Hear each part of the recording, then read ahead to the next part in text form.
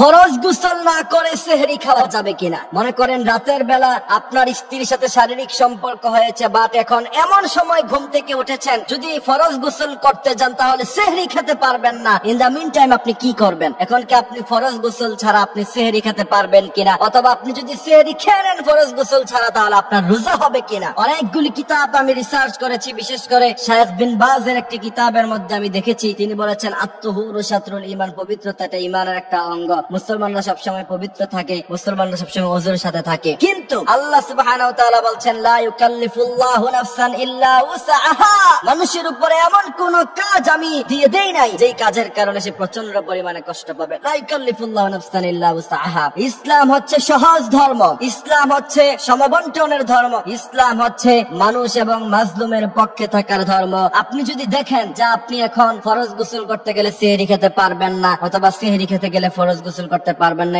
এই সময় আপনার কাজ হচ্ছে আপনি ফরজ গোসলকে বাদ দিয়ে আপনি আগে সেহরি খেয়ে নিবেন, তারপর আপনি ফরজ গোসল আদায় করে এরপরে আপনি ফজরের নামাজ আদায় করবেন। এটা হচ্ছে মূল মাসআলা। এই জন্য প্রিয় ভাইয়েরা আমার, এই মাসআলাগুলি না জানার কারণে অনেকে দেখা গেছে ফরজ গোসল করতে সময় লাগিয়ে দেয়, তারপরে আর সেহরি খেতে পারে না, তার জন্য কষ্ট হয়ে যায়। আল্লাহ সুবহানাহু ওয়া তাআলা বলেছেন নো, তোমাকে এতটা কষ্ট করতে হবে না। যালিকা হুকমুল্লাহ ইয়াহকুম বাইনাকুম, এটাই আল্লাহ পাকের নির্দেশ। এজন্য রাসূল কারীম সাল্লাল্লাহু আলাইহি সাল্লাম বলেছেন আসসিয়াম ওয়াল কুরআন ইশফাআন লিল আবদি ইয়াওমাল কিয়ামা, কিয়ামতের ময়দানে দুইটি জিনিস বান্দার জন্য, মানুষের জন্য সুপারিশ করবে। প্রথম নাম্বার হচ্ছে রোজা। এই রোজাগুলি কতটা গুরুত্বের সাথে আপনি আদায় করলেন, কতটা মূল্যায়ন করলেন এই রোজাকে। আপনি যতটুকু মূল্যায়ন পৃথিবীতে রমাদান মাসকে করেছেন, কিয়ামতের ময়দানে রমাদানের রোজাগুলি ততটুকু মূল্যায়ন করে আপনাকে জান্নাতে যাওয়ার ব্যবস্থা করে দিবে ইনশাআল্লাহ। দ্বিতীয় নাম্বার হচ্ছে কোরআন তেলাওয়াত করা। এই জন্য বিশেষ করে রমাদান মাসে আমরা কোরআন তেলাওয়াত করব বেশি বেশি। জিকিরের মধ্যে উত্তম জিকির হলো কোরআন তেলাওয়াত করা। আফজালুল ইবাদা তিলাওয়াতুল কোরআন। কোরআন তেলাওয়াত করলে আল্লাহ সুবহানাহু ওয়া তাআলা সবচেয়ে বেশি খুশি হয়ে যায়। এবং